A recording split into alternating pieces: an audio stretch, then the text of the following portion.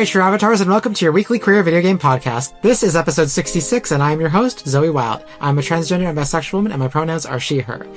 Alright, this episode... Alright, I'm just gonna get into the guests, actually, because I think we're already kind of bantering a little bit before the episode started. First up, we have Cleo here. Cleo is a trans woman and Souls-like aficionado. Pronouns she, her. How have you been, Cleo, and have you played Unbeatable? I have not. Unbeatable is my life now. It is the best game I've ever played. Rhythm games are back. They've always been back, but it's so good. So you haven't beat Unbeatable because it is unbeatable, yeah, correct? It's in the title. It's unbeatable. I will sink many hours into it, and I'll never beat it. That's just the life I live now. I'm going to push that ball up the hill, and it's going to fall down. Like, well, I guess it's got to start again. Now, does it feature the hit Pokemon theme song from Season 8, Unbeatable, in the game? As of this moment, not yet. I still have to unlock all the songs. There is a chance, but it's probably very slim. I'm sorry to say. It's a 0 to 10 for me if it doesn't include Unbeatable by David Rolfe. Give it time. Give it time. Also, here's Lloyd. Lloyd is trying to be very patient here so he can actually say his piece and probably comment on the game as well. But Lloyd is a trans man and variety streamer whose pronouns are he, him. How are you, Lloyd? I'm good. Thank you for having me. And I have not played Unbeatable, but when Cleo said I haven't, I thought that was in response to how are you? And I thought that was incredibly clever. But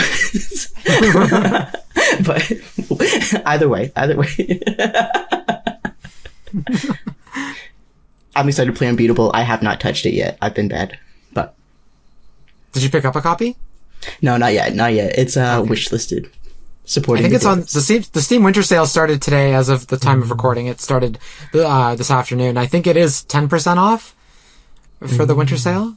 Okay. Good. So there's a slight discount. I mean, if that's something someone wants to pick up and is listening to the podcast and is like, I really want Unbeatable, I might pick it up at full price, but right now it's on sale for 10% off. So why not?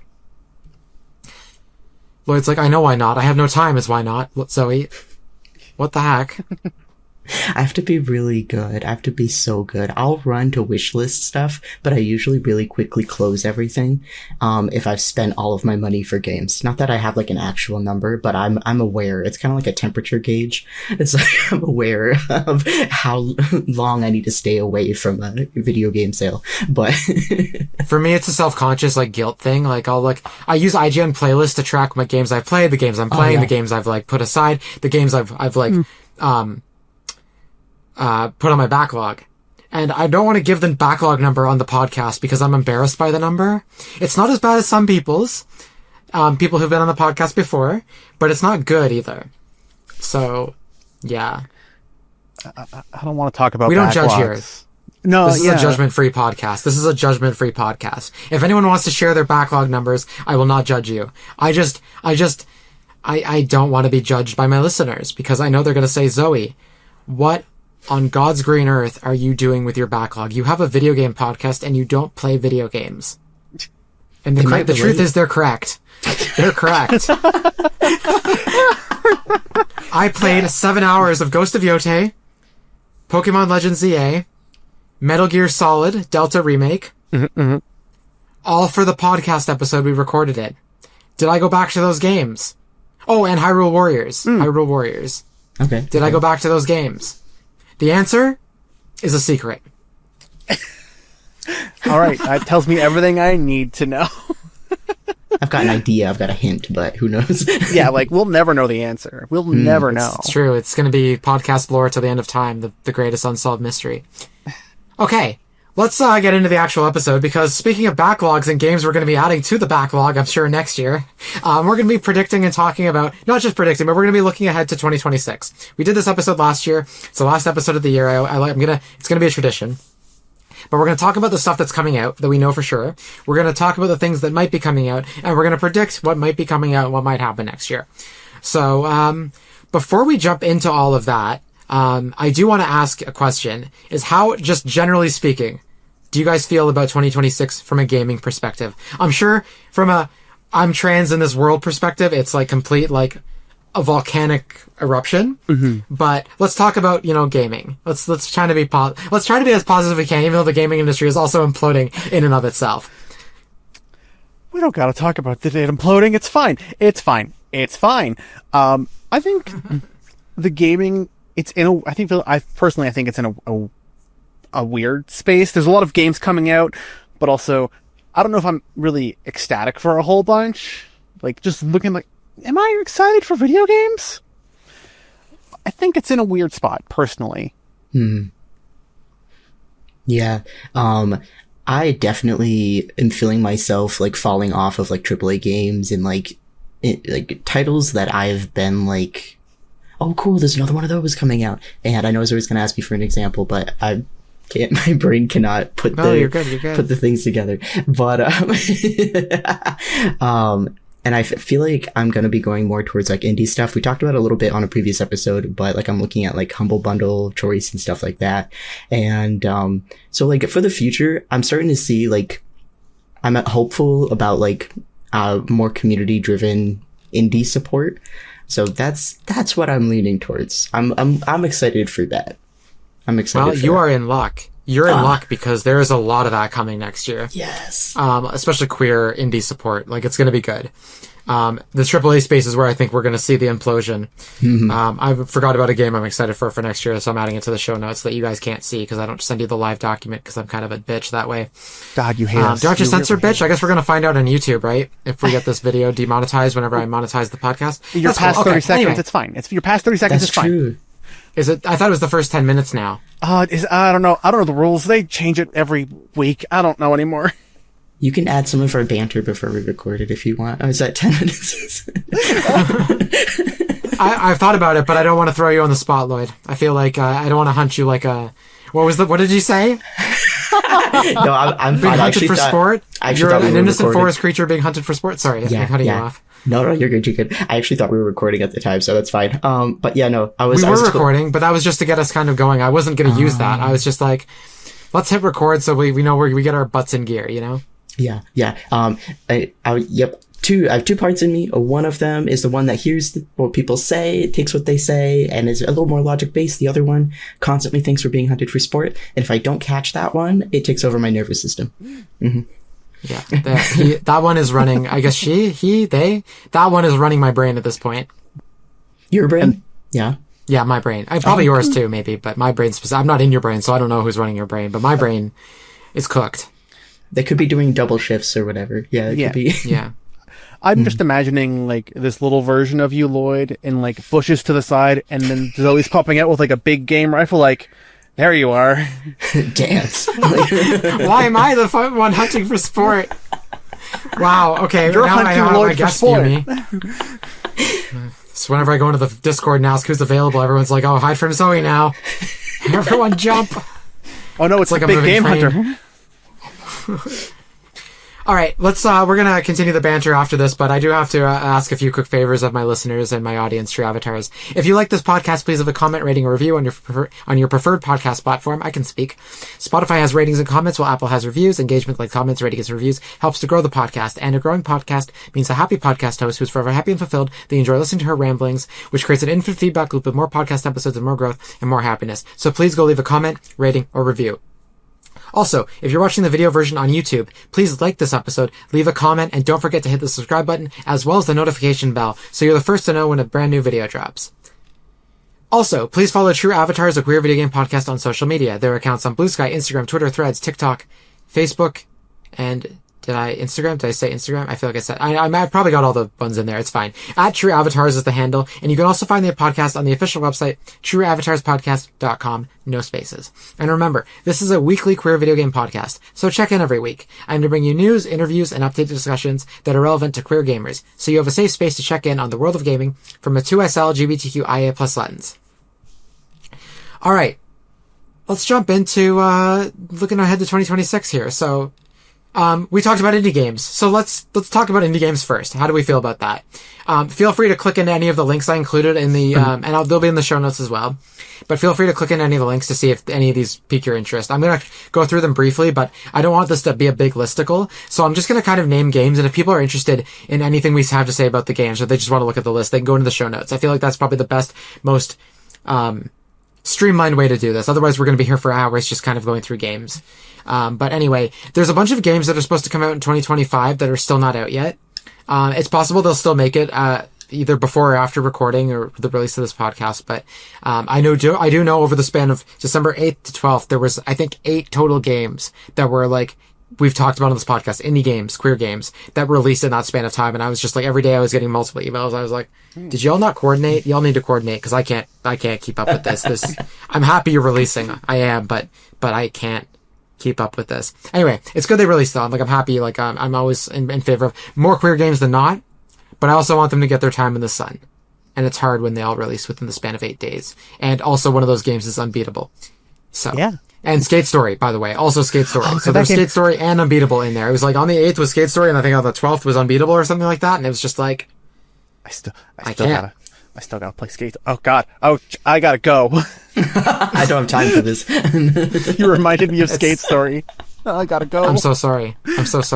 Not that you have to play Skate Story, but that you feel the Anyway, I don't know how to say this without sounding like a complete bitch. So anyway, the first game up on this list is Usual June. We've talked about Usual June on the podcast before. I think Ekami might have played a demo for it. I'm not sure. I know she talked about it though. So Usual June, I will talk about this because this seems like a little bit of a higher profile game that people might have heard of, but it's like a third person kind of like action adventure game, a little bit in the vein of Life is Strange. It's got kind of like a low frame rate art style to it, cell shading. But anyway, the description is as follows. Hang out, fight monsters, and discover your town's darkest secrets in Usual June, a third-person action game about summer break and the end of the world. So I'm getting like Life is Strange, Lost Records vibes from this. I'm really excited for it. It's supposed to come out this year, but the Steam page doesn't seem to have any updates, even like recently, to say like, hey, we're still not sure. So I don't know if this is the dev diary. Oh no, there's a dev diary on December 3rd. What does it say? Nothing about the release date. You'd think in this release date, your release date's a month away. Within that month, you'd say at least, hey, we're probably not making that date. Anyway, it's fine. Also, it's supposed to release before the end of the year, probably get pushed to 2026. Interplanetary Love Guide, Hedgehog's Dilemma, and Monster Gal's Voyage. Then we move into 2026, and there's actually a bunch of stuff dated for early 2026, which is great. Like a lot of like indie queer games and other things too. Like there's also some big mainstream games I'm going to list here. First up next year is Animal Crossing New Horizons Switch 2 edition, plus the content update, which is really exciting. Are either of you looking forward to the Animal Crossing update? I gotta get back into Animal Crossing, but yeah, I'm really pumped. I love Animal Crossing. It's such a good chill time, and I do want to see what they bring out.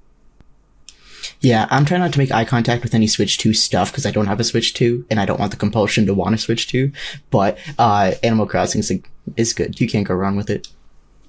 Right. Mm-hmm. Okay, well, there's also this game coming out the day after Animal Crossing. It's called Broken Lore Unfollow, and it's a horror game. Ooh. I have talked about it on the podcast before. I'm sure if you were to search through, you could hear my longer description of this, but it's a first-person psychological horror game that explores the impact social media has on mental health through the story of Anne, and I'm reading from the Steam description here, a victim of bullying trapped in a surreal nightmare where she must solve a dark mystery and confront sinister creatures. I am getting Fear the Spotlight and Resident Evil vibes from this.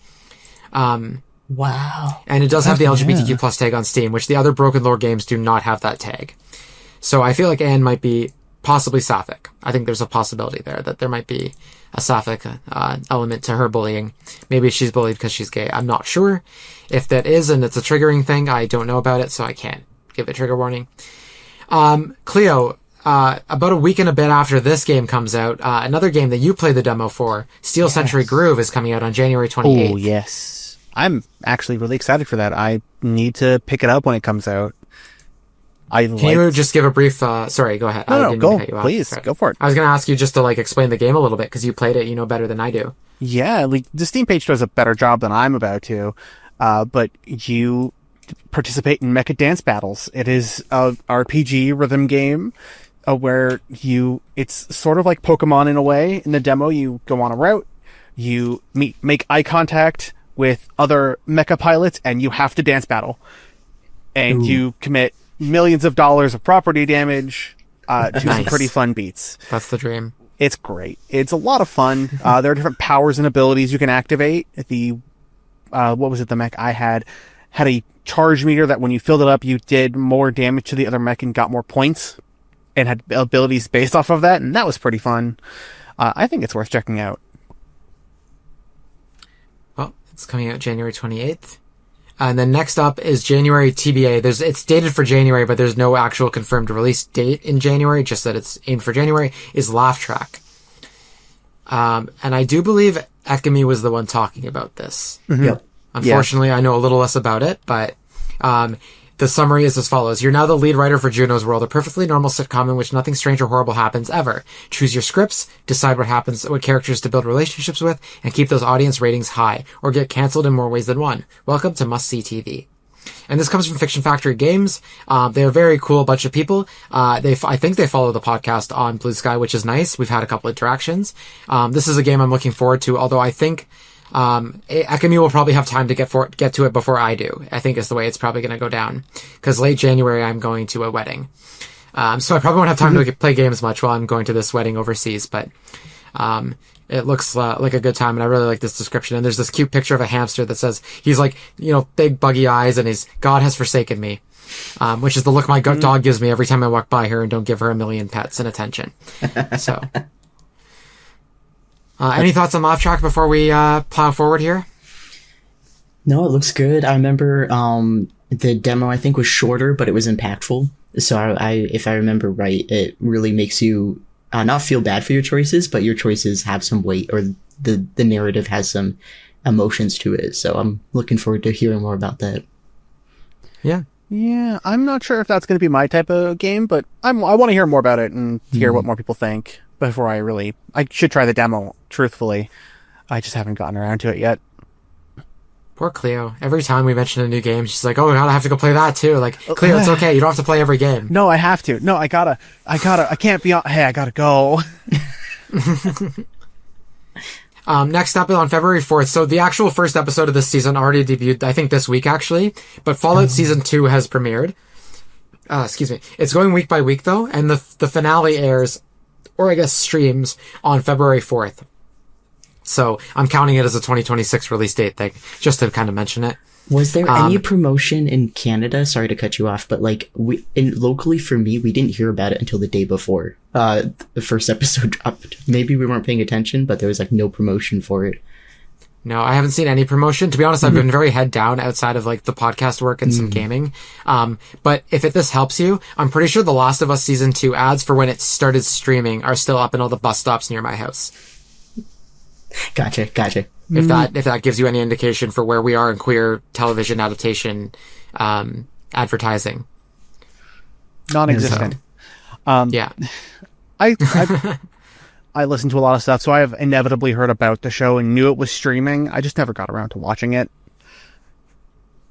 I actually talked about the release date on the podcast months ago, and I forgot, so that's on me too. So a bad queer gaming podcast host, let me tell you. The other queer gaming podcast hosts are going to lambaste me next week, I swear.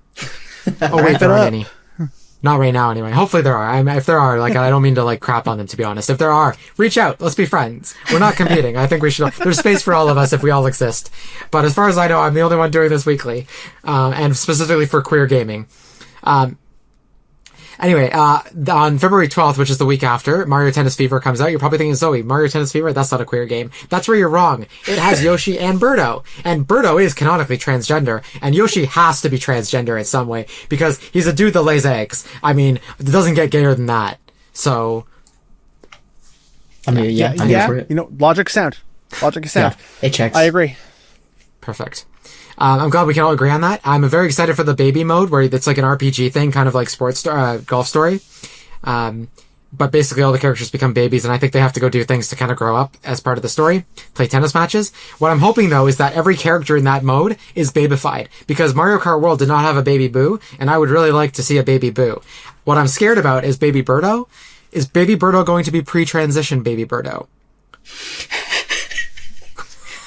These are important questions. No, that is true. But this is the hard-hitting journalism. I see. Tell me how you really feel, Lloyd. Jeez. I mean, these are the questions you have to be answering. These are the questions. I wasn't expecting it. I'm sorry. I should have been locked in. No. You've got me wondering too. You got me wondering. Was pre-transition Birdo not pink? What did Birdo do to transition? Is Birdo medically transitioned? Has Birdo had bottom surgery? Or is that none of our business, right? Like, It's none of our business. You're also right. You're so right. Birdo's a public figure. That does they. Is she? We're I not don't- entitled to Birdo's that's information. exactly Yeah. right. Exactly Birdo right. deserves privacy in this trying time. You're right. You're right. I should do better. Mm-hmm. Okay, on the day after Mario Tennis Fever comes out, that's a Thursday, and then Friday, February 13th, so Friday the 13th, Scarlet Hollow, which is in early access, is releasing its 5th chapter out of 7, I think. They're doing full 7 chapters, and the 5th chapter so far aims to be the longest one. And so they're planning to release that. Scarlet Hollow, for anyone who doesn't know, is from the Slay the Princess devs. It is a visual novel that is very gay in so far as you can pick your name and your pronouns, and you can date anyone you want, and everyone reacts to you accordingly. I played the first 4 chapters. I talked about this podcast before, but you can choose, when you start the game, you can choose 2 traits for your character that will affect the narrative. And again, like, if you go through and play the narrative again and you choose different traits, you will experience different parts of the story. For example, I chose being like, I forget what the term was, but basically I was like, I hit on everyone. Like, I was considered very attractive, and I was hitting on everyone was my superpower. And I also could talk to dogs, and they could understand me and talk back. And I did have full-on scenes where, like, I could, hey, Olive, I'm gonna have a conversation with my dog who's barking right now. Oh, she's barking at me, specifically. It's like, she's like, you can't talk to dogs. You don't know what I'm saying, lady. Anyway, yeah, so when I was talking to dogs, there's a whole scene where you can interact with dogs in the mayor's office, which you can't do in any other playthrough, because if you don't pick that power or that trait... Anyway, so all that is to say is, like, you can play through this game multiple times and not see everything it has to offer. It's really, really good. But it is a horror game. There are some triggering moments, to be clear. But basically, you're going to visit your cousin. Your aunt has passed away. You're going to this big mansion in this small town, and seeing family and people you haven't seen in a very long time to reconnect it.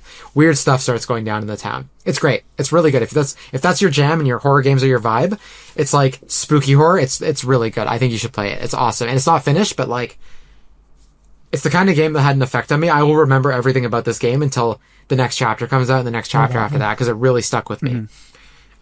Anyway, any thoughts on Scarlet Hollow before we move on? That game was added to my wish list the moment we spoke about it on an earlier episode. So I think during the Steam sale, I'm going to buy it and sit down and It is on sale right now, do yeah. a full playthrough. At least one full playthrough.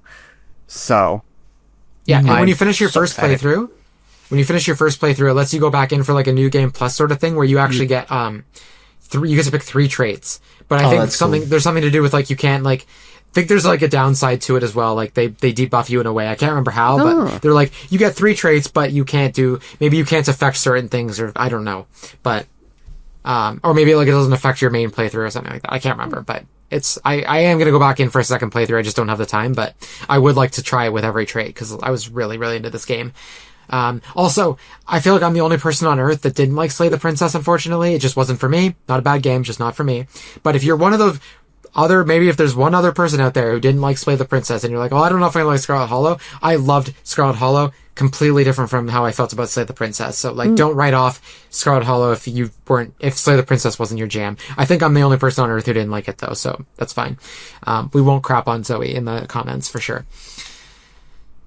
Okay. We're going to go through a couple of these games really quickly. On February 18th is Key Fairy. Key Fairy is a hand-drawn pacifist folkloric bullet hell. Grapple and dance around monsters to collect their shattered stars, weave your way through twisting paths, and capture strange folk. And I'm reading from the Steam description right here. Uncover ancient magic and evade forgotten gods in this frenetic 2D action adventure. I am getting Undertale vibes from this.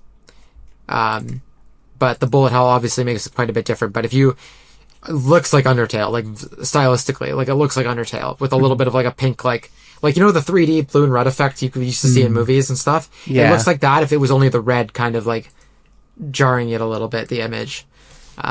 Anyway, this comes February 18th, 2026. And Yeah, then the day after that... Sorry, go ahead. No, I was just gonna say it looks gorgeous. Like, I'm the minimalistic, like, style that it uses. Minimalistic as far as colors go. It looks gorgeous. Like, I'm feeling a certain way, and I haven't even played it. yeah. That's interesting. Cleo, sorry, I did kind of try to move on there, but if you do have something you want to say about it, feel free to, like, don't worry about what yeah. That's interesting is all I have to say about it right now. Please, we can continue. Valid. Okay. The day after that is Dead in Antares. I think that's how you say it, Antares. It's a turn-based, again, reading from the Steam description, it's a turn-based survival management game with RPG elements set on an alien planet. It has a really nice hand-drawn art style. Very stylistic. It reminds me a little bit in some of these screenshots here, it's like Chroma, but the RPG elements look obviously quite a bit different. Continuing the Steam description here, I can't speak today apparently. Lead a crew of survivors sent on a mission to save humanity, manage their needs, strengthen their teamwork, and explore this mysterious world to find a way back home. So it's a resource management sim, RPG, survival adventure game. Everything that stresses me out about games, but if that's your jam, that sounds like it's right up your alley. And everybody's hot. I'm just like, That's so important. This is true. This is very true. On March 5th, we have Coffee Talk Tokyo. I feel like this is pretty self-explanatory. Coffee Talk is a known quantity, but this is the Coffee Talk spin-off set in Tokyo. I think there are some connections to the main series with some of the characters. I love the first two Coffee Talk games. They're games I played in an afternoon, like they were very short. I think it took me I want to say between 2 and 4 hours to finish each one. But they were really nice, rainy day games to play. So I'm looking forward to a rainy day in March or April next year where I get to play Coffee Talk Tokyo, because I'm very much looking forward to this next game in the series. I love these games.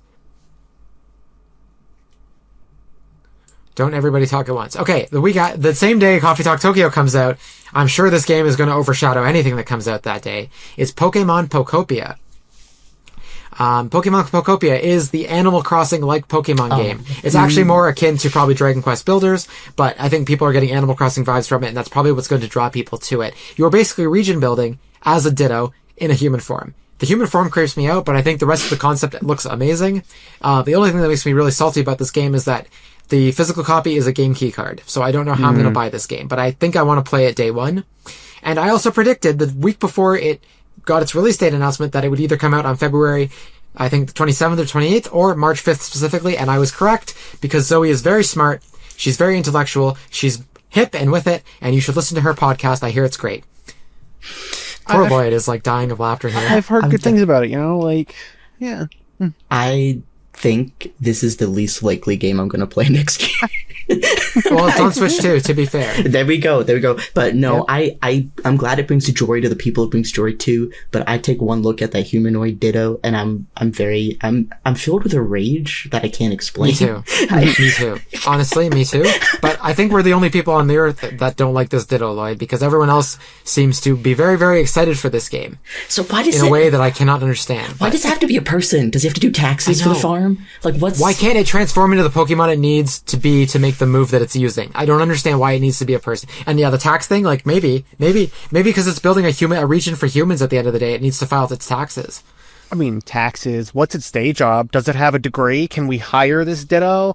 We gotta really start thinking about it in terms of just what can this Ditto bring to our economy? I think we shouldn't. I don't think we should hire this Ditto. He did very well in the interview. It's giving Parasite, if anyone's familiar with the anime or any of this. It's giving Parasite for me. Is it trying to be people so that it tricks the people into coming to the farm? Shinichi-kun. Yes. Yeah, exactly. But I love that anime. It's so good. It's really good. Oh my god, it's so good. It's so disturbing, but it has a really cute story with the little monster that takes over the guy's arm. We're not going to talk about it. It's very body horror. But if you're interested and you can stomach kind of gruesome body horror, look up this anime. It's great. It's great. I think it's called Parasite the Maxim, and the I in Parasite is actually a Y. That's how you'll find it. But I'm sure if you type in Parasite the anime, it's not Parasite the Korean movie, to be clear. Alright, in March TBA, there's a couple March TBA ones here, and then we get into basically TBA for the year. But The Wide Open Sky is running out of Catfish. It comes out in March next year, no date. This game was actually at QGCon, and I did not get a chance to meet the devs because I did not have time to meet every dev there. But the developer is Zip It Games. It's a story-driven photography game on the back of a giant flying catfish. Transform clouds, again, I'm reading from the Steam description if you can't tell. Transform clouds into sea creatures and bring abundance back to an empty sky. Game looks adorable and wholesome and cozy, and I'm really sad I didn't get a chance to meet the devs, and it was my fault because I only went to the in-person event for one day, and I will forever regret that choice. I'm looking at the catfish, it's looking at me, and we're having I see the universe right now. There's something very nostalgic about the art style of this game. this game is going to be my jam when it comes out, and I'm sure I'm going to just devour it because it is kind of perfect. Cleo's backlog grows every time I bring up a new game in this episode. I wonder if I should kick her off the show so she can't add more games to her poor backlog. And then it's just going to keep growing bigger anyway. Like, we're at... It's true. You know what? Triple digits right now. It could get bigger. Only triple digits, eh? Only triple digits. It might be 4 digits before too long. Don't worry. So this next game, the devs actually did reach out to thank us for talking about it on the podcast back when we did the last bonus episode in October. This is Lap of the Gods, and I think, Lloyd, it was Ekami that played this one, right? Yes. Or did you play it? I had comments, but no. Ekami played this one. Mm-hmm. Yes. Ekami for sure played this one. The Steam description is as follows, and then Lloyd will take your comments. But when the sun shines on the lap of the gods, it is blood red, and when it rains, the sky sobs. Explore a strange world populated by even stranger beings in the story-driven adventure as Marion attempts to undo a mistake on a universal level before everything she has ever known becomes undone. I might have been confusing my comments about the earlier game that I said it was a shorter demo but impactful. These two Ekami talked about in the same episode. Right. But the character designs are really unique and really pretty, so that's what I got. Yeah, it's a point-and-click visual novel, interactive fiction kind of game. It looks very queer in its essence. You'll take one look at the art style, and be like, yep, these are gay people. Or these are at least made by gay people. Not that you should clock gay people like that, to be clear, but when we're talking about games with the I think it has the LGBTQ plus tag. Let's see. Yes, it does. It is. So we're fine. It's in that we're list. fine. They've already outed themselves. It's okay. You can tell. I know what you mean. When you consume media, you can feel the culture. You can feel the. I can tell when a game that isn't queer at all has been made by a trans woman, a single solo dev trans woman. Mm-hmm. And when I dig it far enough on the game's development history, I usually find that the trans woman has some very obscure social media page with a trans flag on it. And I'm like, yeah, I clocked you. And I don't like to. I don't know if it's a good thing or a bad thing, but I try not to out them on the podcast. Is where I try to draw the line. But like, it's almost like. When you make eye contact with a trans woman in public and you're like, oh, you're trans, I'm trans, we both know we're trans, but neither of us wants to clock each other because that's not polite. So we're not going to say anything, but we're going to give each other the look. And then we're going to move on with our day. That's the gaming equivalent of that.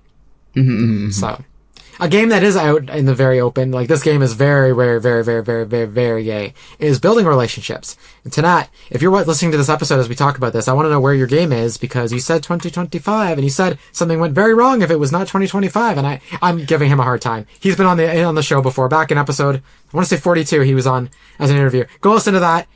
We give each other crap. It's fine. He's great.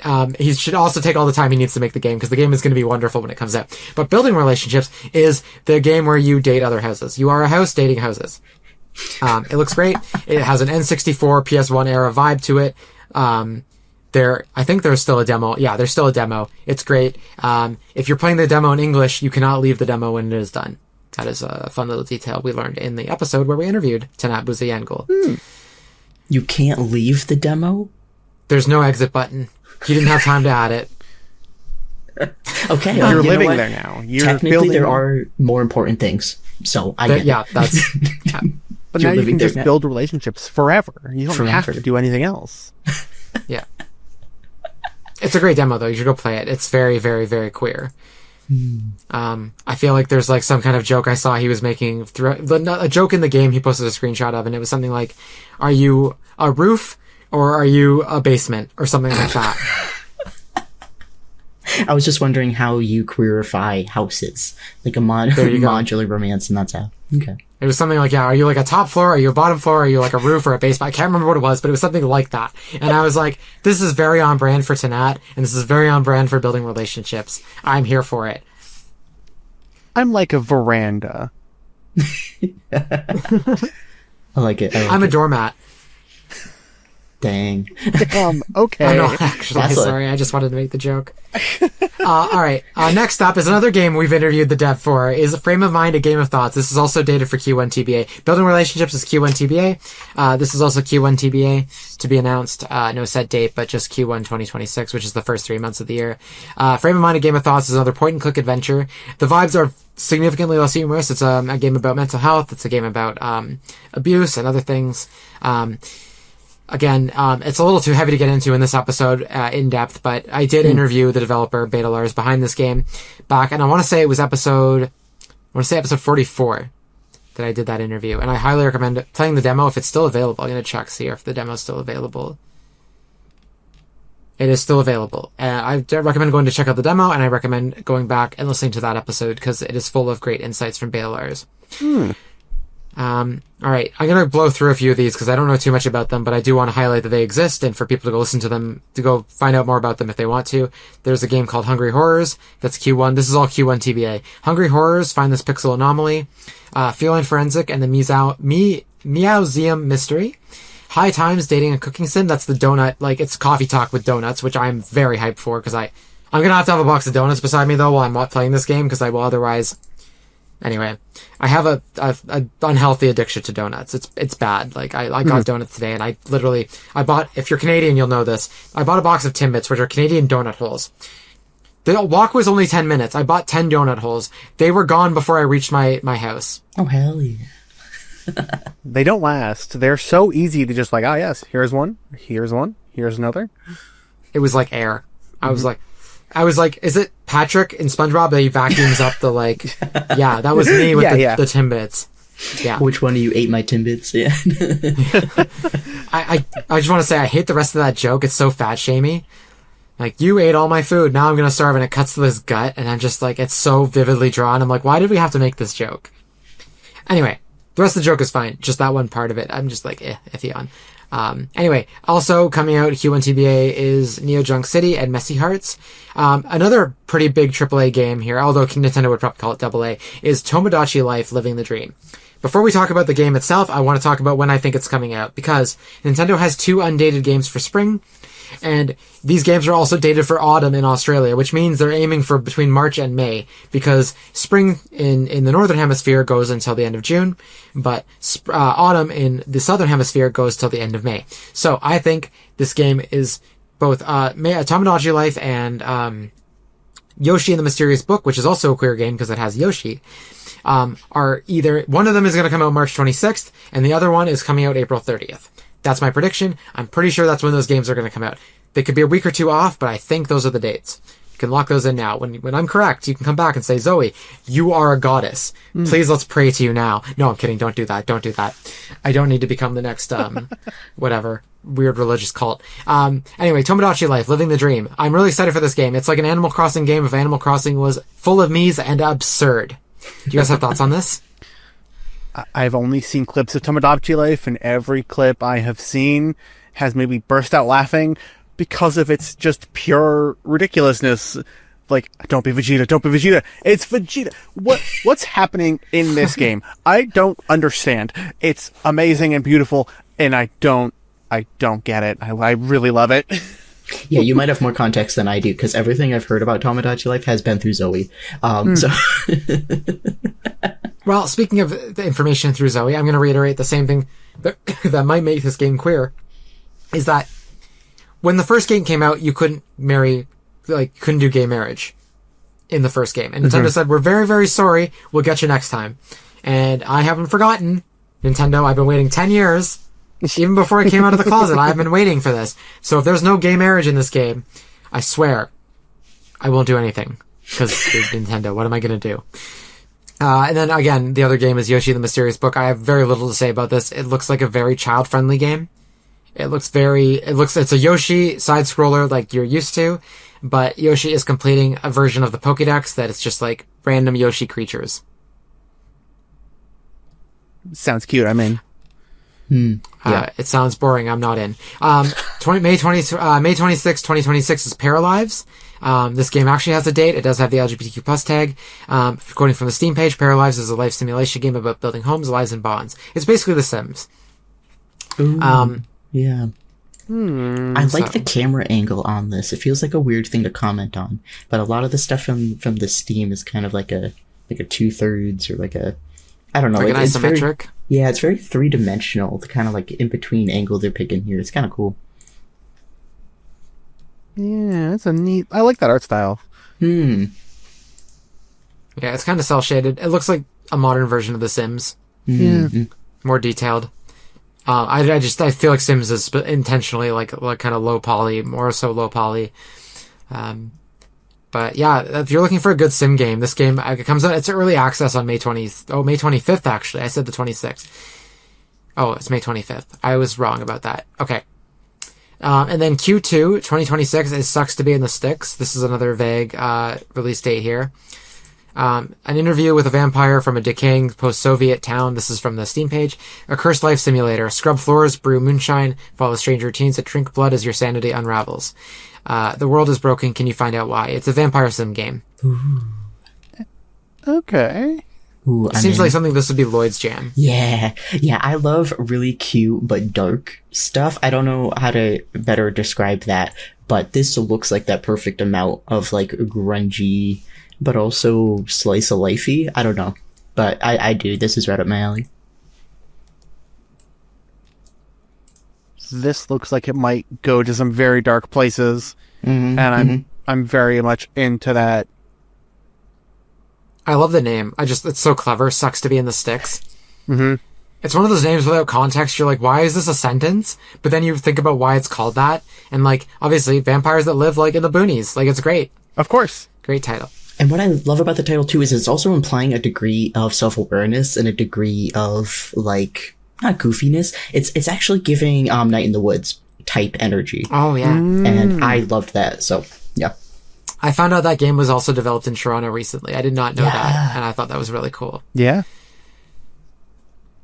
For anyone who doesn't know, Toronto is the greatest city in the world. I'm not taking any questions. Thank you. All right, Q2 2026.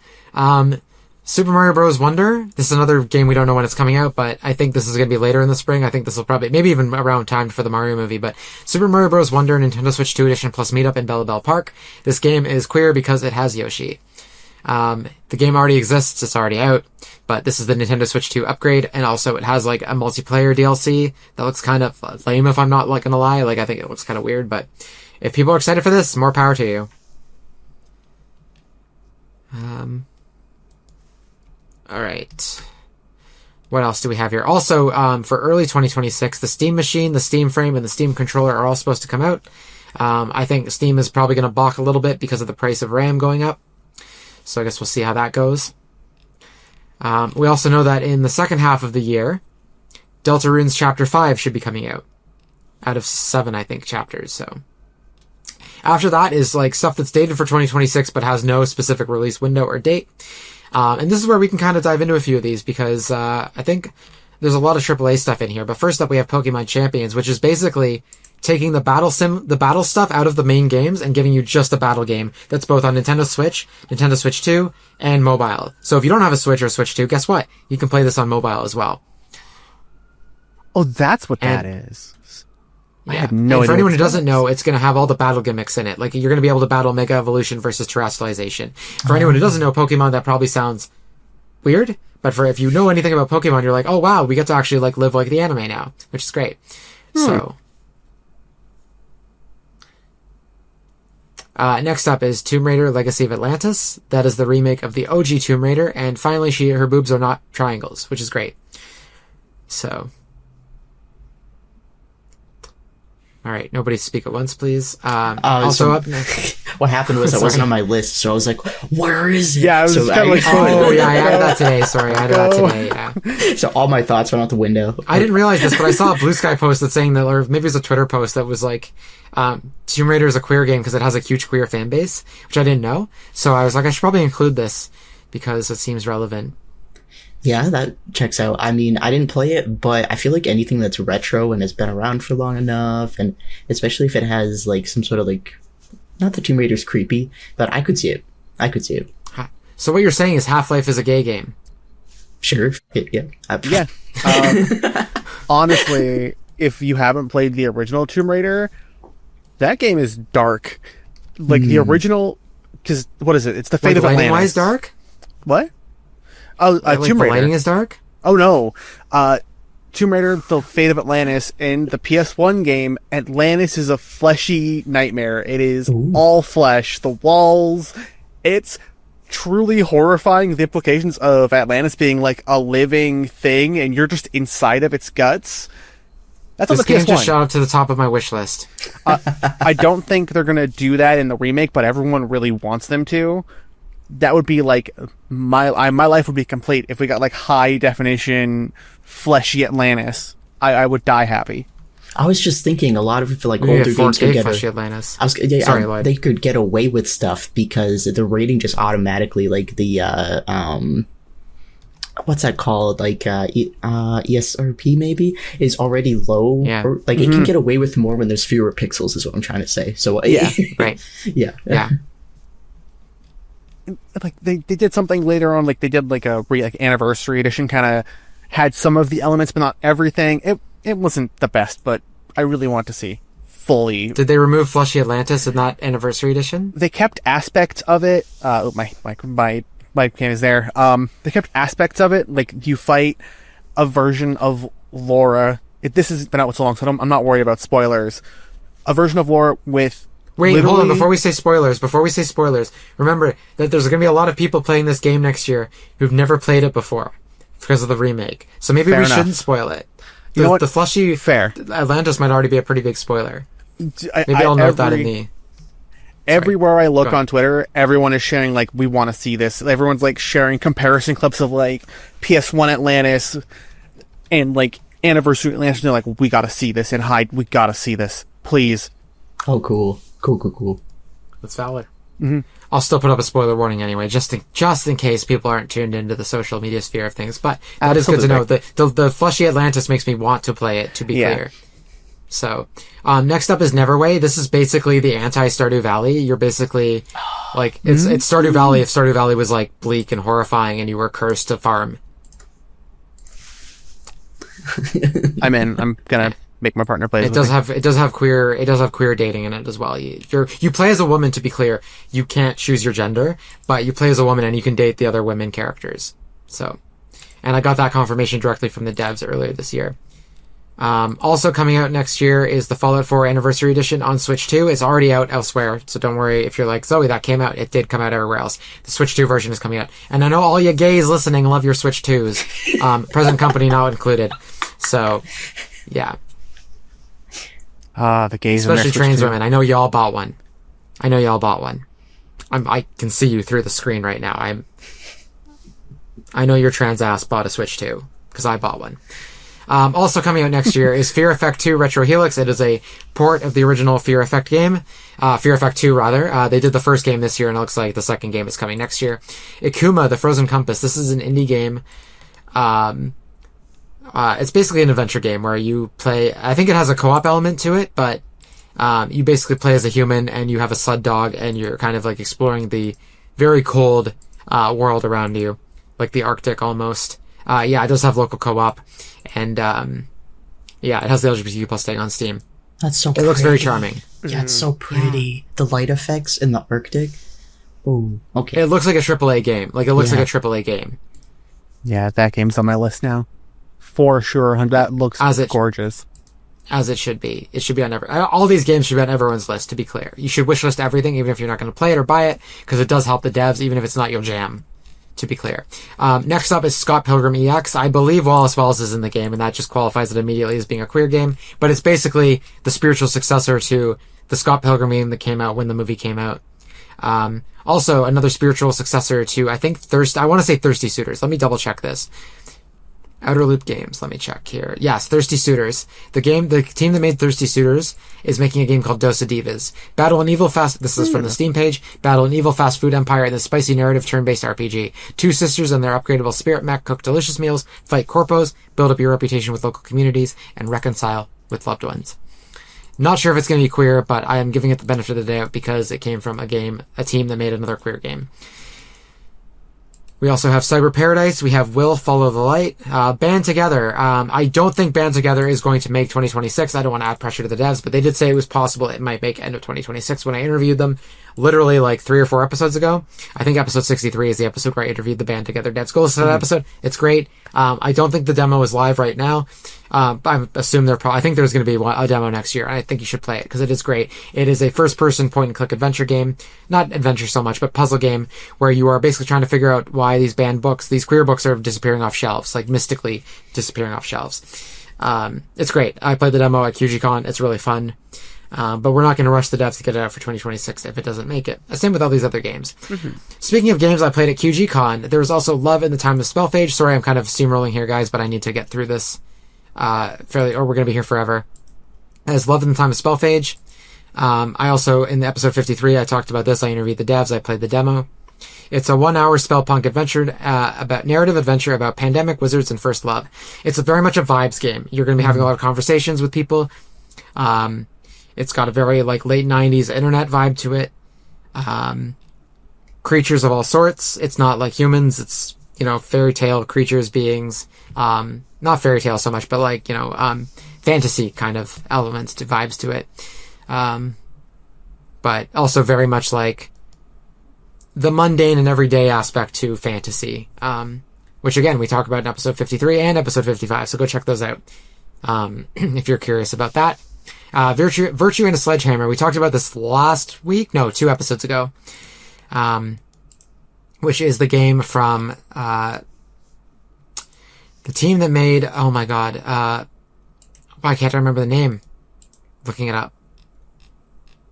Cosmic Wheel Sisterhood. The team that made Cosmic Wheel Sisterhood and the Red Strings Club is making this game where you basically, it looks like an N64 game where you're going through your hometown and breaking it down. Like literally breaking it down with a sledgehammer, where you kind of feel like you are no longer welcome in this town and stuff like that. And then finally, Moomin Shoal Winter's Warmth is also supposed to come out next year. This is a game based on the Moomin series. Again, Ekami and I talked about this in the TJ episode in episode 64. So, again, we talked about both the last game, Virtue and a Sledgehammer and Moomin Shoal Winter's Warmth in that episode. I implore you to go check out that episode to hear more about it. Also, next year, we do know that there's going to be an Xbox Developer Direct in January. It's already been confirmed. We don't know what games are going to be in it. I don't even know if they gave an exact date in that month, just that it's January 2026. But I think most people expected it to be there anyway, because they do one every January where they kind of highlight some AA games that Xbox has invested in.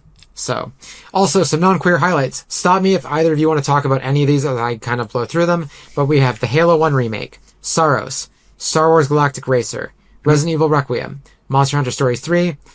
Sorry, is anyone trying to cut in edgewise there?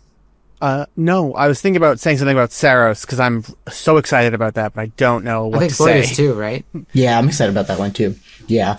The main actor name is escaping me right now. Usually I can remember him, but love that guy, and it just looks good. It looks good, and I'm pumped for it.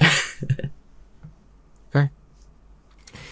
We also have Resident Evil, Star Wars Galactic Racer, Resident Evil Requiem, Monster Hunter Story. I feel like Resident Evil Requiem is its own kind of queer game, because I feel like a lot of gays are hyped for Leon, just as like the girls, gays, and theys are all pretty hyped for Leon coming back. 100%. So, there's also Monster Hunter Stories 3, 007 First Light. That is probably the straightest game that's going to release next year.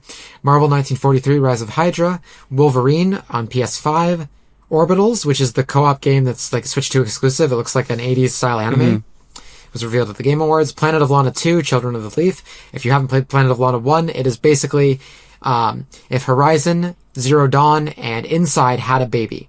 It's great. Go play it. Oh, wow. And the sequel looks just as good. And it has a very cute alien kitty that you are doing, like, solving puzzles with. Like, you have to, like, figure out where to send the kitty and do things. It's great. Amen. Gecko Gods is also coming out next year. This is not queer in any way, but you play as a little gecko on an island solving puzzles. I don't know what is not to love about that. Mango and I are going to play that together, and we are going to be pretty hype. Mango is waiting impatiently actually, for the Gecko Gods. I have to calm her down every time they delay it, because she is inconsolable. Mango is my leopard gecko, for anyone who doesn't know.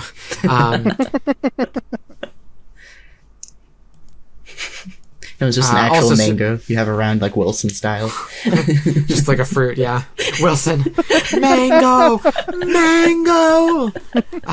Super Meat Boy 3D is also coming out next year, and Witchbrook, which actually kind of gives me some witchy lesbian vibes, but not confirmed. Witchbrook is like, you're at a school, you play as a witch. It's Harry Potter for people who are sick of Harry Potter and want something a little more inclusive and friendly. But it's like a co-op life sim kind of game. Multiplayer. Less so co-op, but anyway. Yeah, it looks really cute. Charming. Pixel art style. Isometric. Was in one of the Nintendo Directs this year, or maybe 2 of them. Okay, that pretty much covers everything we know is coming next year. Cleo and Lloyd, do you have any predictions, hopes, desires, pessimism for next year? I really want to see more from the Mass Effect franchise. I'm really hoping we'll see. I'm predicting we will see more of the game. I'm hoping. I got this backwards. I'm predicting we'll see the TV show exist in some form. I'm hoping we'll hear more about the game and the next entry in the franchise. I want it in my veins right now. Replace my veins with Mass Effect, please. Yeah, I don't mean to be the bearer of bad news. Don't. I gotta go. I have to leave. I gotta get out of here. The audience needs to know this, but Mass Effect BioWare downsized this year. Of course they No. So I think they're down to more of a skeleton crew. I don't know if it's actually a skeleton crew, but they are down a significant number of people while they kind of revamp and retool for Mass Effect 5. I think Mass Effect 5 is years away, but I do think it's possible now that they've started casting for the Mass Effect TV show, we will see something from that this year. Probably not even a release date, but we might, probably not even a release date, but maybe hints that it's coming in 2027.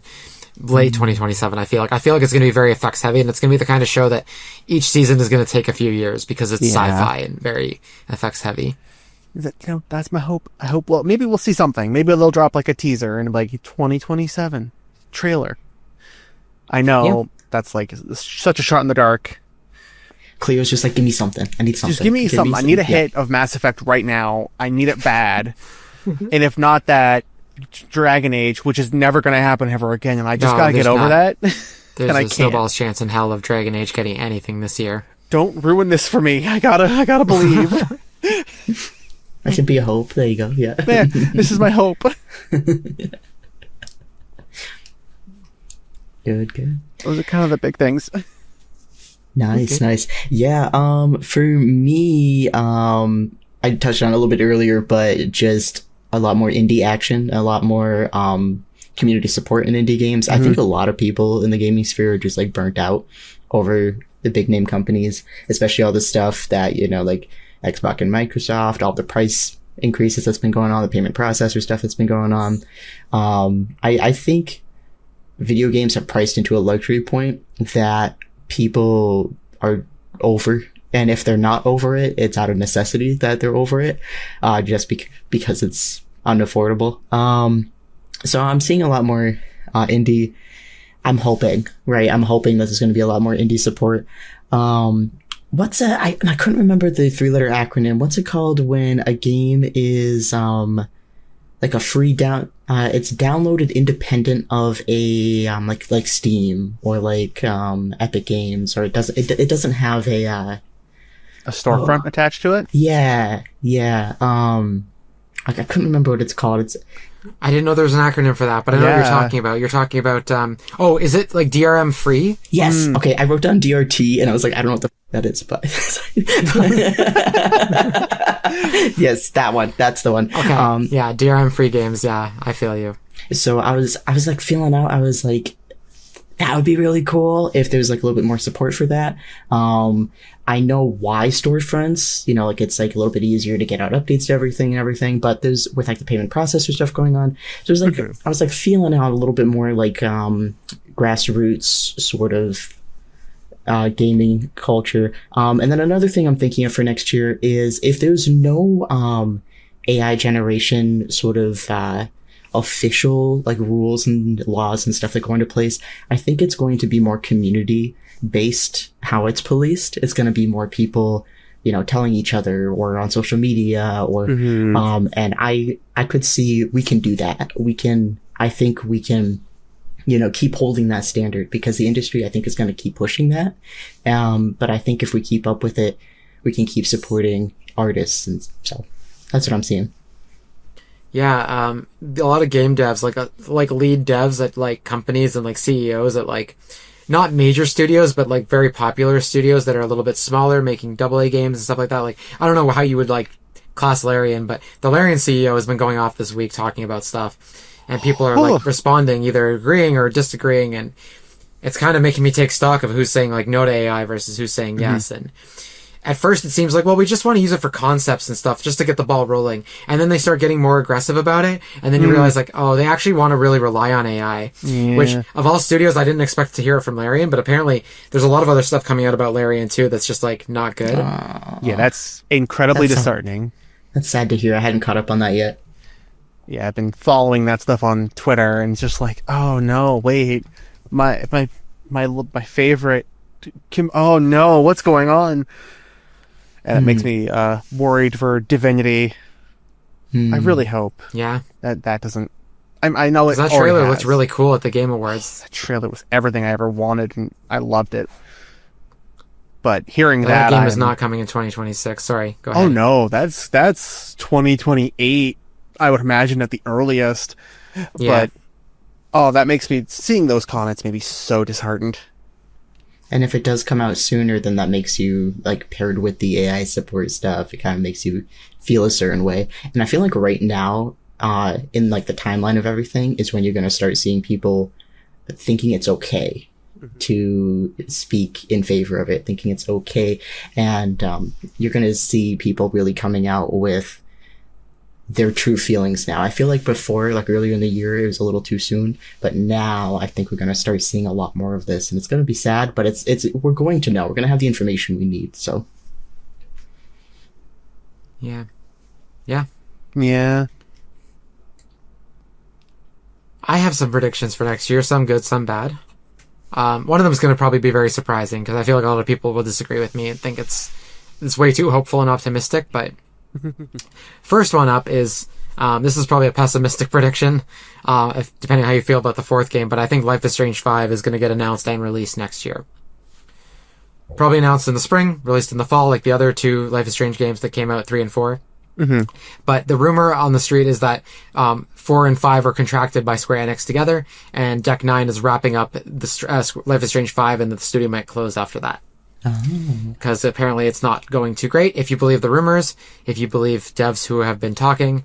Again, it's not confirmed by any stretch of the imagination, but I think if that game exists, I think they probably want to get it out of the door sooner rather than later to move on, and I think it'll probably come out next year. And I predict, if it comes out, it will be better than 4, but it will still be among the worst of the franchise.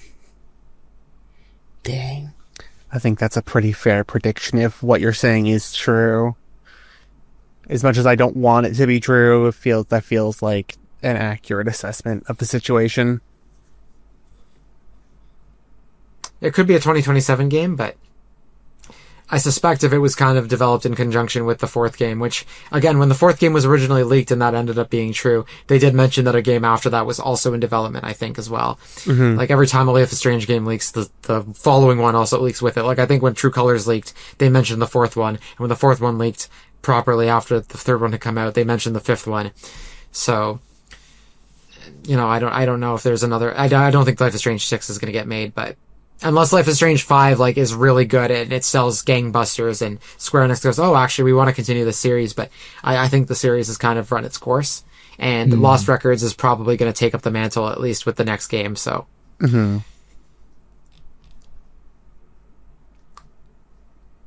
Speaking of Life is Strange, though, the TV show has gotten a showrunner this year, and I think it will find its cast next year, and I think it might even start production by the end of the next year. Cool. That's exciting. I do want to see that. Next year is also Pokemon's 30th anniversary, which means we're all old. I don't know what you're talking about. Coinciding with the 30th anniversary, though, is also theoretically the 10th generation. So the next set of paired games, we've gotten, Red and Blue, Gold and Silver, up until, Sword and Shield and Scarlet and Violet. If you believe rumors, the titles for the next games are already out there. I'm not going to mention them on the podcast because I do not want to piss off Pikachu, but because he will find me. But I think Gen 10 will probably get announced on Pokemon Day for the 30th anniversary. I'm also hopeful they'll finally put some of the classic games on the Switch. It'd be really, really cool if they did like an HD remaster, like a pixel remaster, or like HD 2D trilogy of Red and Blue, Gold and Silver, and Ruby and Sapphire in one set, in one game. And also, like, they did a red version and a blue version. So you get red, gold, and Ruby in one box, and then you get blue, silver, and sapphire in the blue box. and they call it the Red Classic Collection and the Blue Classic Collection HD or whatever. That'd be really cool if they would do that. They're not going to do that because I want it, so it'll never happen, but it would be cool if they did. That's not a prediction, that's a hope. The actual prediction is that Gen 10 will get announced on the 30th anniversary. I think it's almost guaranteed at this point, 100%. especially with how quickly they got out that Mega Dimension DLC for Legends EA. Like, they were trying to kick that under the rug as fast as they could. How funny. Sweep that under the rug. Sorry, how funny would that be if the 30th anniversary was lined up with what's that Ditto farming game? Like, what is this like? Pokemon Pokopia. Oh, Pokemon Pokopia? It is. February 27th is Pokemon Day. That's how I know that game was coming out a week after Pokemon Day, because that'll be one of the big highlights at the beginning of the direct that they do at the Pokemon Presents. They're like, Pokemon Pokopia is out next week. They'll talk about that for 10 minutes, and then they're going to do all the mobile slop. Yep. And then after that, they'll probably date Pokemon Champions way too late in the competitive season for it to matter. Yep. And then finally they'll be like, and here's a 30-second trailer where we might get the starters for Gen 10 and we'll get the names. And we'll all be like, why was that a Detective Pikachu ass trailer for Scarlet and Violet? So yeah, that's where we're at for Pokemon Day. Maybe they'll announce a new spin-off game too in that same fell swoop. Like maybe another Pokemon Snap would be great, but I doubt we'll get that. What I'm really hoping for is Pokemon Warriors. Oh, That'd be imagine. cool. That'd be sweet. okay. That'd be amazing. Yeah. What is that? You know, like the Warriors games, like Dynasty Warriors? Is that like one of the? Hyrule Warriors? Is that like a real-time strategy? No, they're hack and slash. They're Okay, hack I and was slash like- games. A legion of Pikachu's. Like, okay, that makes more sense. Yeah, I mean, yeah, like you'll probably just slash down a bunch of Pikachus, honestly, with like a Charizard. It'd be great. Not that I want to slash down Pikachus, but just like I would like to play a Pokemon game where like you get to play as the Pokemon. Like you're a Charizard, you know, fighting a bunch of wild Pokemon. I think it could work. I know a lot of people say they want Mushroom Kingdom Warriors, but I want Kanto Warriors. So make it so, please, Pokemon Company, please. I want another. I give you my money every day, so I want them to make another Pokemon. Was it Conquest on the DS, which was like a top-down Oh, yeah. fantasy, like Fire Emblem type game? I want them to do a sequel to that. I want another one of those. That was amazing. Huh. That sounds cool. It was. You should go and look at it. I think if we're lucky, they add DS in the next year or two to Nintendo Switch Online, and then they add Pokemon Conquest 8 years later. You know, like that's probably Best the we can more do. accurate. That's probably more accurately what's going to happen. Yeah.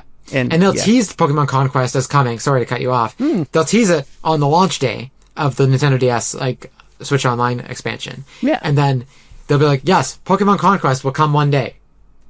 And then 8 years later, will be Skin and Bones. Yeah. You know, like that meme where the guy's looking for a drop of water.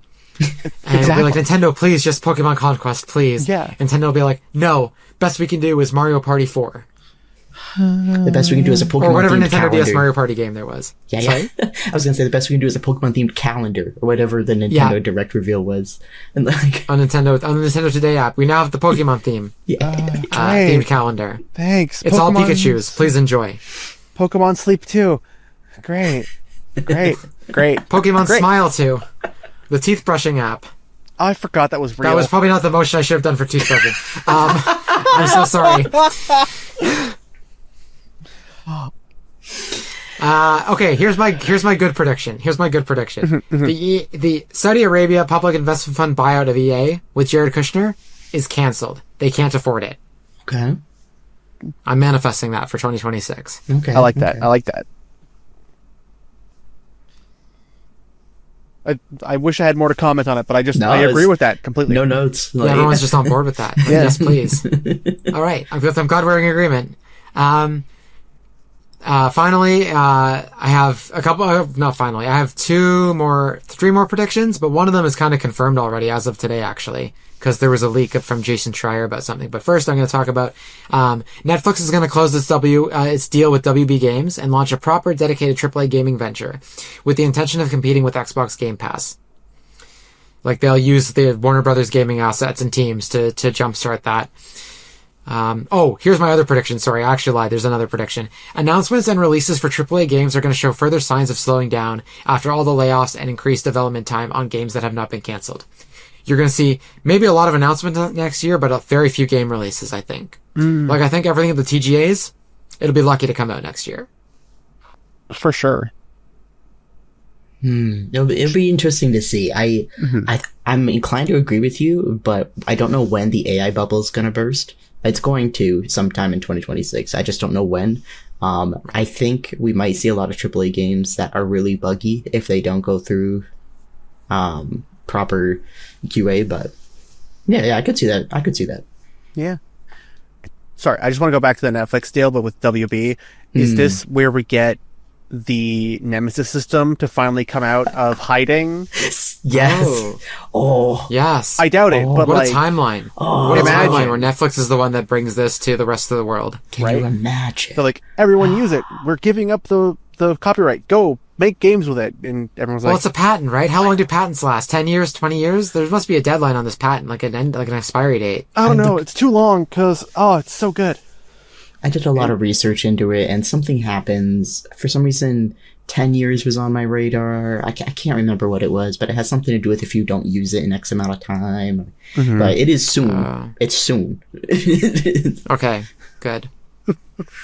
Because I remember someone also patented having mini games on a loading screen. But that was And whoever did that is a jerk. Because, Bandai? wow, you have ruined a lot of games by not giving them mini games on the loading screen. I'm like 90% sure that was like Bandai Namco or one of those arcade companies. They're like, no, you can't. Only we can. Like hidden loading screens. I recently learned that when you crawl through a small space in a video game and you have that like long like shuffling, and it's like, okay, what are we doing here? That's a loading screen. Exactly. Yes. That's how they hide it. And I just learned that this year, and every time I see it, I'm like, I know what you're doing. I know what you're. It's the PlayStation trademark, is crawling through a corridor. I got so used to it. I just thought they were doing it because they liked it.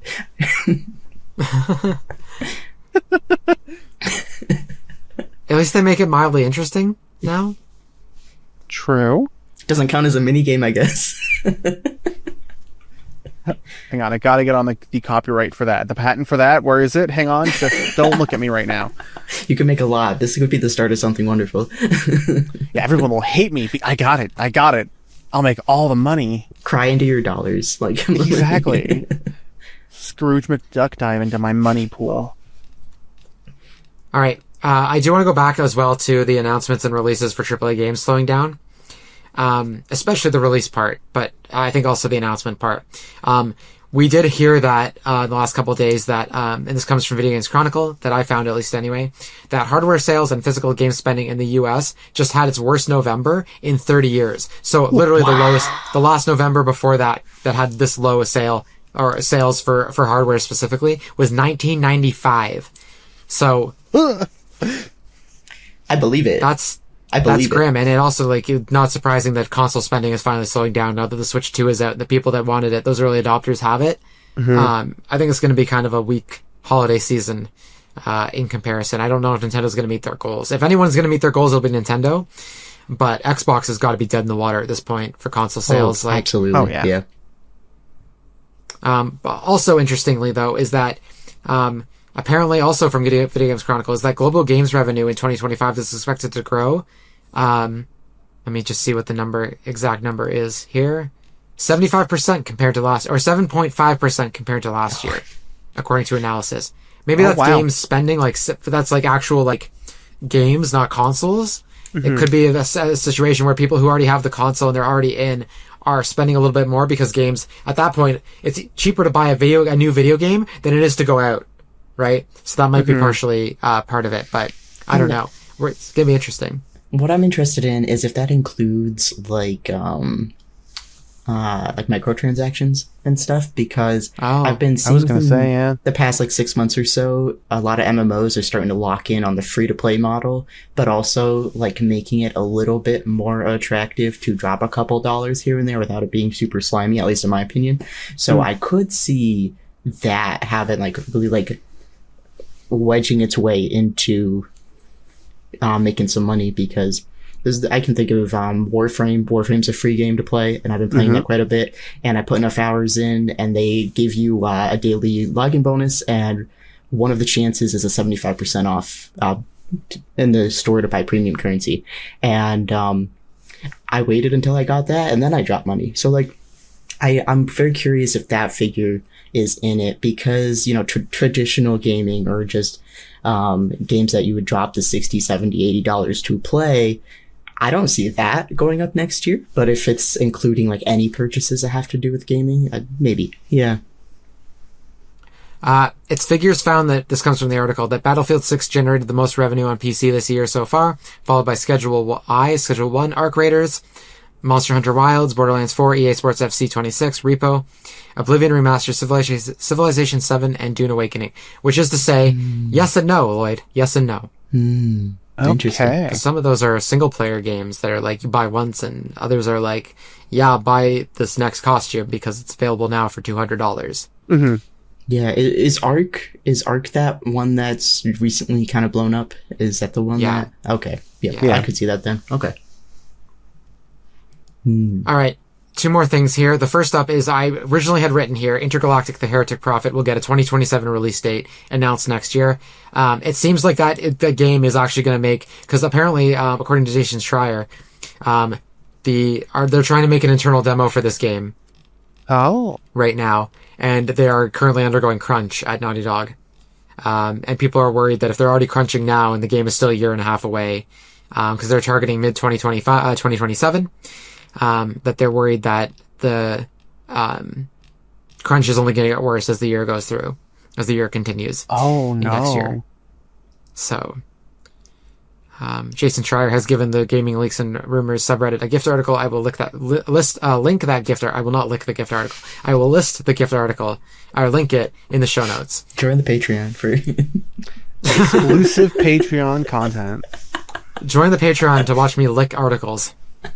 I print them out on a piece of paper and I go, No, you have to like pixelate that, because I have to look, I'm sorry, Zoe, I have to unsubscribe from Patreon because of that. I'm sorry, I have to leave. I'm so sorry. I'm sorry. There is no Patreon for people who are listening. For audio listeners, also, you're going to have to be subjected to this. I was licking my hands as if I was holding a piece of paper.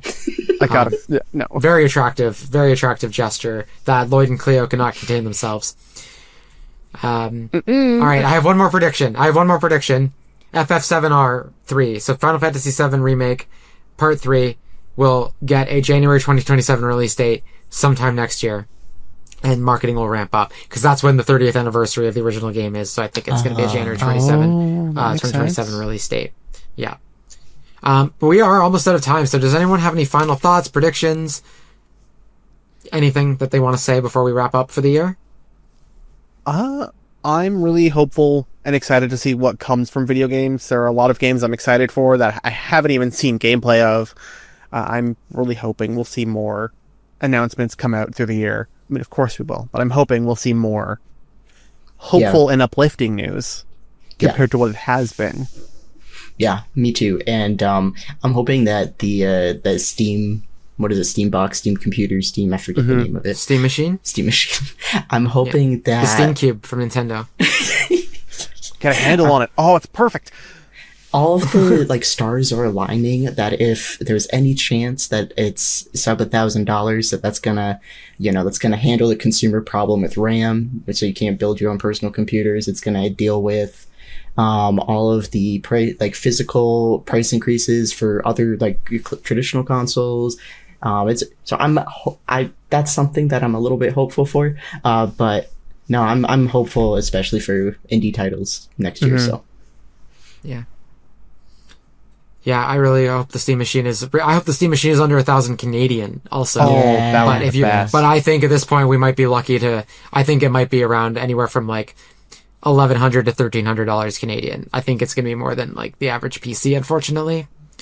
But I do prefer to do my PC gaming on it. I prefer couch gaming on a TV.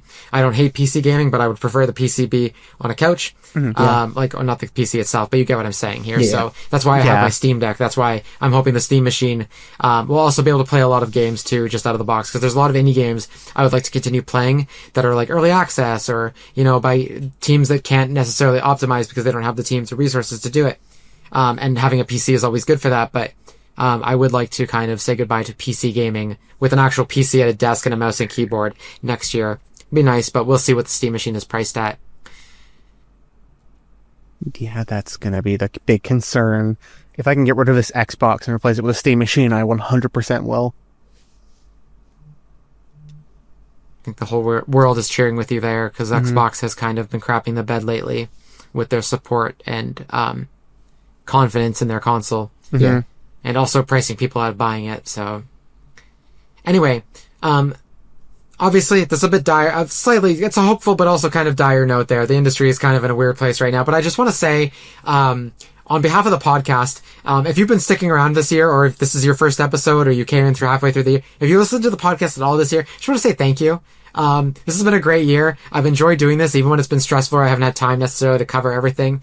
I really love it. I love hearing from people. If you have left a comment, thank you so much. If you've left a like, if you've left a rating or a review, or you haven't, but I still love you. I hope you stick around next year, because there's lots more True Avatars content planned for 2026 as well. So, also, before I kind of wrap up too, where can people find you both? I almost forgot. I'm so sorry. You can find me at Claustrophobia. That's claustrophobia with Cleo at the front on Twitter and Instagram. Cool. Excellent. Yeah, you can find me Lloyd_Lloydster on TikTok and Twitch, on YouTube as well, and Lloyd_Lloydster. That actually might be the TikTok one, and Blue Sky. So try both of them. You'll find me. Or you can also go to True Avatars and see where I've tagged Lloyd, or you can see who I follow and stuff like that, because I'm sure you'll find Lloyd there as well. Or you can even go on Twitter or Blue Sky and search Lloyd in you'll find him there too. So all my stuff links to each other. So if you find me at one spot, you'll find me. Yeah. And thank you, True Avatars, for listening to this podcast in 2025. I'll see you next year. Woo! And that just about wraps up this week's show. Thanks, True Avatars, for joining me for another episode of your Queer Video Game Podcast. By listening to the show, you are supporting queer-made content, which is more important than ever. If you want to support True Avatars, it would be really great if you could leave a comment, rating, or review on your preferred podcast platform. You can follow the show on Blue Sky, Twitter, Threads, TikTok, and YouTube under the handle @TrueAvatars, all one word, and on Facebook and Instagram under True Avatars. If you are watching on YouTube, please like, comment, and subscribe, as well as hit the notification bell so you can be the first to know when new content drops. I welcome you to check out the official website, trueavatarspodcast.com. That's all one word, trueavatarspodcast.com. On the website, you can sign up for the newsletter, where you can get exclusive news and updates on the show. Bye, True Avatars. Thank you so much for listening, and I look forward to speaking with you all again next week. Take care and stay safe.